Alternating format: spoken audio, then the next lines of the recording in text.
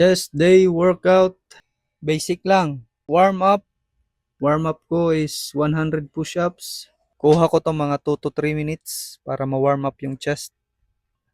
Ito talaga magandang warm up. Yan o, nagiinit na. Second exercise, dips. Unahin nyo to pag chest day. Gawin mo lang kung ilan ang kaya mo. Ako, 12 to 15 reps. Goods na yan. 3 to 5 sets. Next is inclined dumbbell press. Mas magandang gamitin ang dumbbell para walang dominant side, pantay yung lakas. Next is, ayan, pasimpleng punas muna. Hindi kasi pinunasan ni bro. Paborito ng lahat pag chest day, dumbbell press.